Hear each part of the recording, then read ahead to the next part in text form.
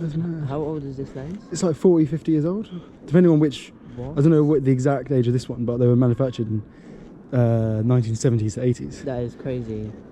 These look so cool. That's actually mad.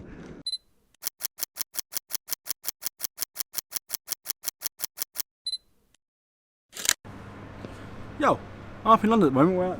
You can't see it, we're at St Paul's. We're here today testing out the 200mm f3.5 vintage lens that I picked up earlier this week. I've actually arranged, I'm going to be meeting a model up here shortly, and we're going to do some test shots. With the 200mm lens, and we're just going to do it with the 85mm that I've got. Bit of an unfair comparison. The 200mm lens is vintage, it's 40 to 50 years old. It cost me 20 quid. The 85mm is only a couple of years old and it cost me 500 and something quid, so it's not the fairest of comparisons, but I more just want to see how good it is and how well it stands up doing portraits. So we're here doing a portrait shoot. So I'm going to go find a model now. We're going to jump straight into GoPro cam and we're just going to start doing some test shots, and then we'll talk about the images afterwards. So, let's go.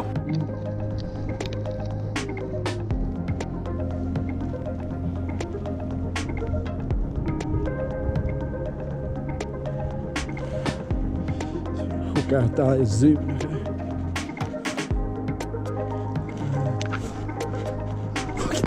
It's a proper zoom lens.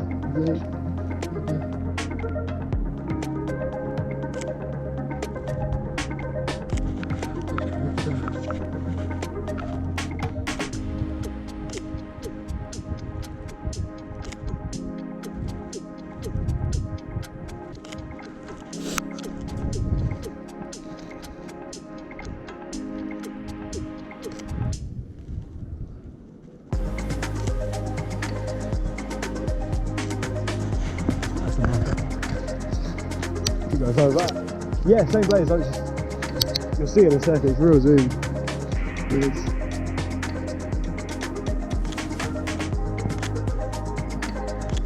Nice.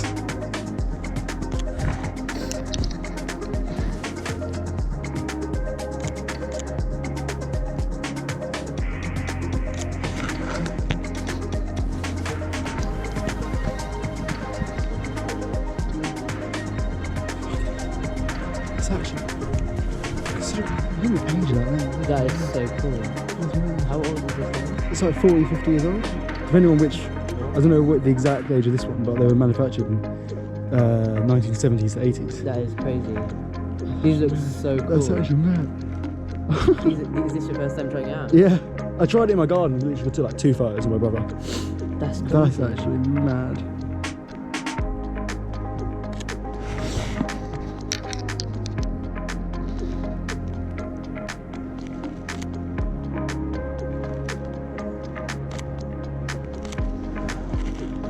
Closer as well. Just a bit more.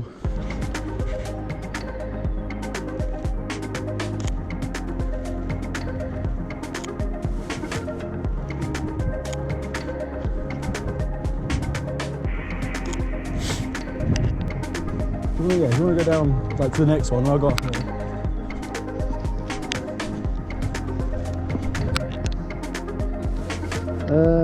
Yeah, one more back. Yeah, I suppose. Background looks pretty shit.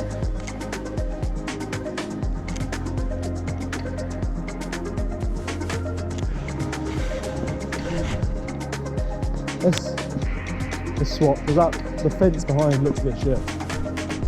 Yeah, all the grey fence just looks.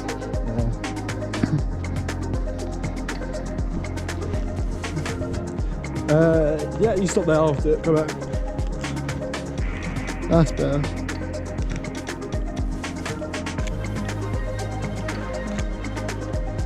This is sick.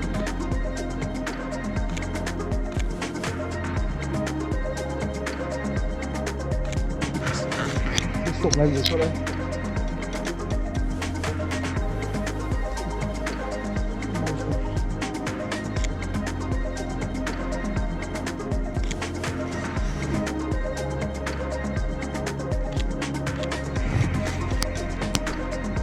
Another bit of zoom this one. Oh yeah.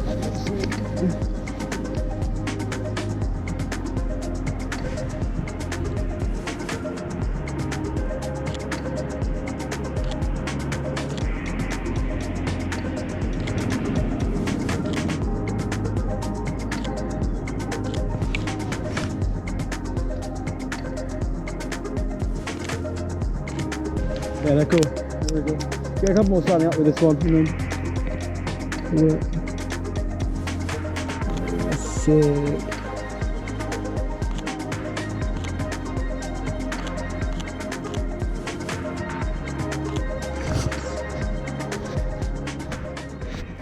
Okay, so shoot with the model has been done, as you would have saw on the GoPro cam. Haven't seen the photos on big screen yet, but I've seen them in camera, and I am so impressed so far of how they look. Like this, I can't believe they look like they're coming out so good. I love this focal length, and they look sharp. Considering the age of this lens and how cheap this lens was, they're sharp from what I can see. I'll have to see when I get back into Lightroom, and we can have a look at them then. But so far, this looks like it was a good purchase. So, all right, so that's it. Yeah. So I'll see you back in Lightroom. We'll take a look at the photos. See you then.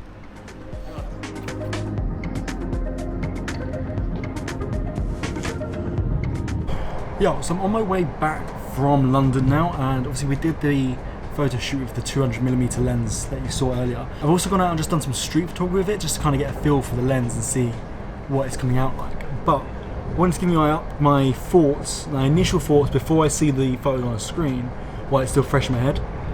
I'm very, very impressed with this lens so far. Like, it seems really good. The images on camera look sharp, they look really high quality, and considering this cost me £20, I'm very impressed. 20 quid well spent. I'm very impressed with this lens so far. I think I said I'm very impressed a lot of times, but I'm very impressed. But yeah, we'll see at home when I get the photos up on screen, see exactly how they come out and how they look, but good impression so far. And it's a lot of fun to use. Although, the one thing I have noticed is I can see why telephotos are always like 70 to 200 or 100 to 400. That sort of length, because 200mm is a very specific focal length that can only be used in specific situations. So I can see why you usually will have a telephoto, not a fixed 200mm lens. But yeah, this is just making me want a telephoto more and more and commit to that 70 to 180 Tamron more and more and more, but money, we shall see. But either way, very impressed, said it again. And yeah, I'll see you back at home to actually have a look at these photos and how they're doing. How they came out. You know what I mean. There's a dog under the lamp, because I wanted to make my bed so it looked nice in the background, but the dog was on it, so dog's under that. Yo, welcome back. So we are now in Lightroom. It has been about 2 weeks since I was up in London filming the first half of this video. It's been a busy 2 weeks, so I haven't had a chance to sit down and go through these photos yet, but I have gone through and edited them all, got rid of the naff ones. The initial thing I will say about this is not specifically related to this lens, it's more related to vintage lenses and glass in general, is that it's manual focus. So it's very easy especially when down at a lower aperture, because did the whole shoot at 3.5 because it's the lowest it could drop down to. Very easy to miss focus. I think especially with a lens of this focal distance, I was so far away from my subject, but I wanted to get a nice background.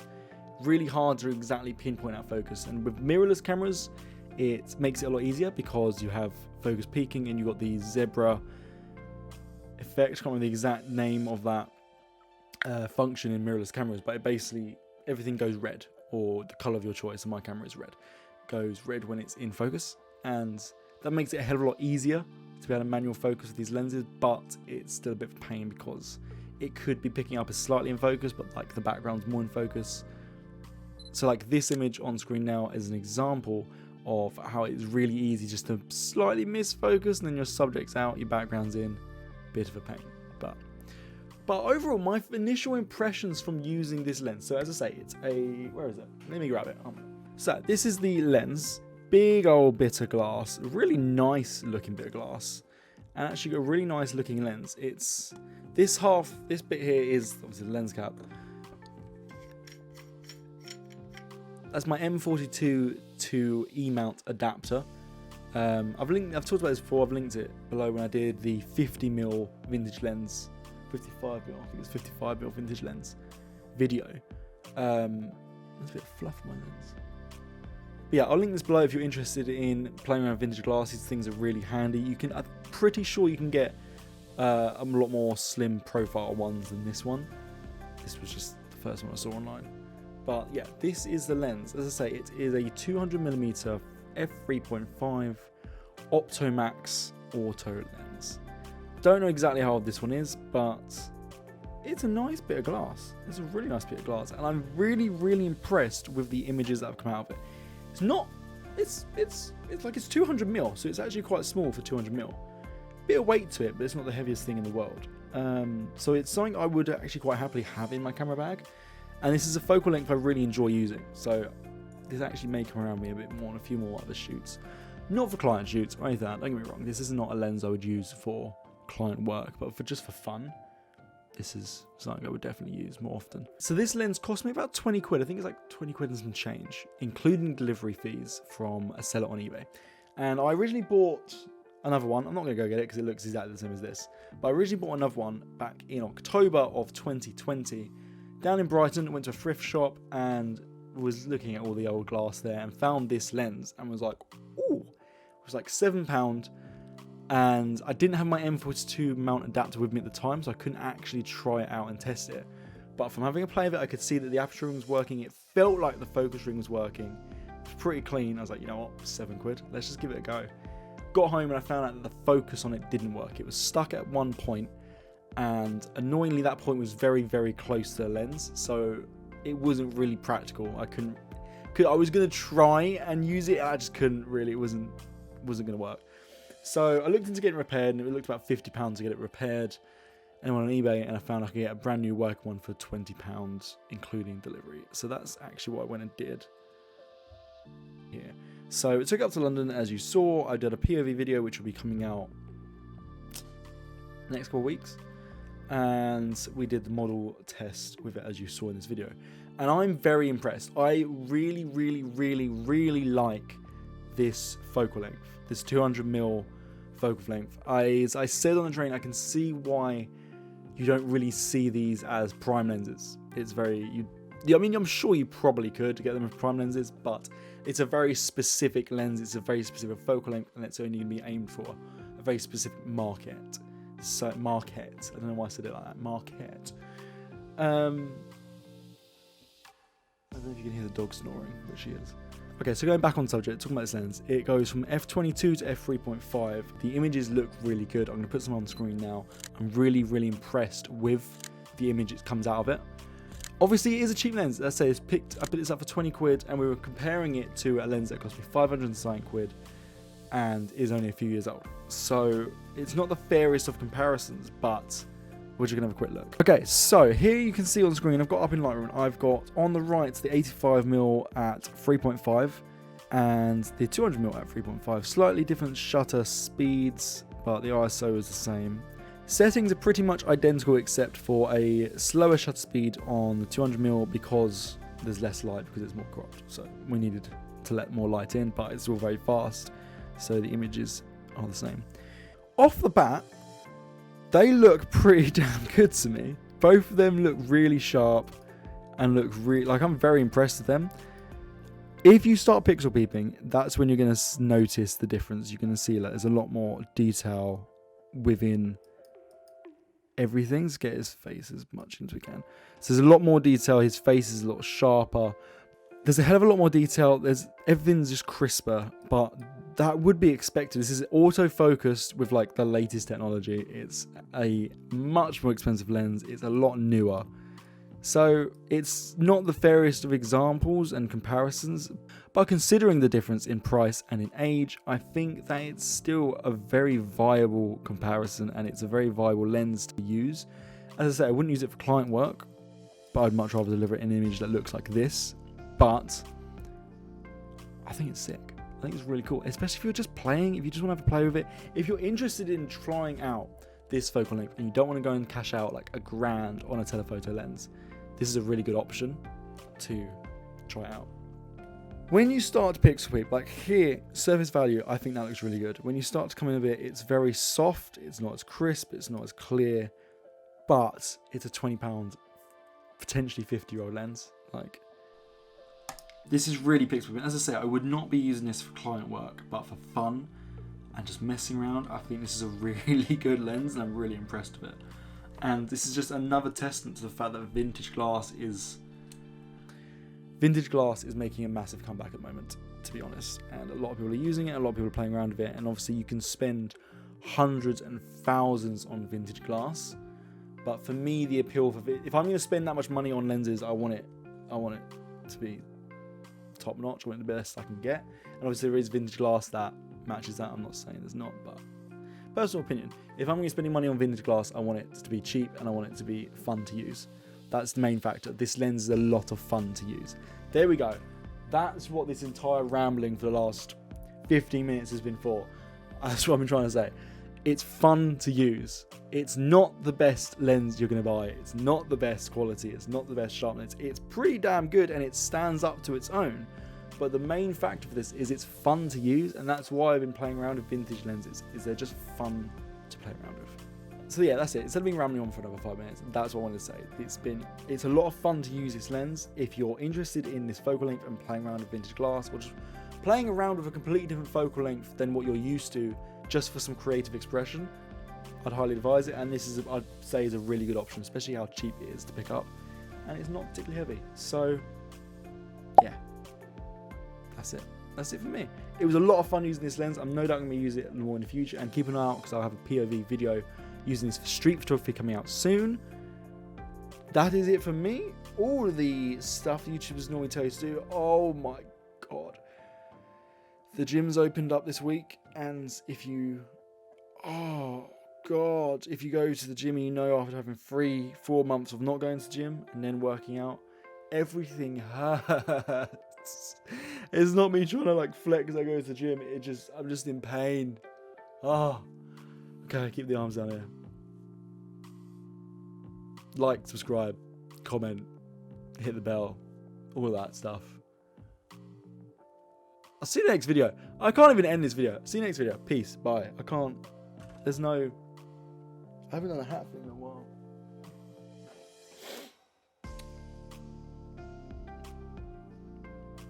Why are you still here? Just go. Video's over now. Go. Bye.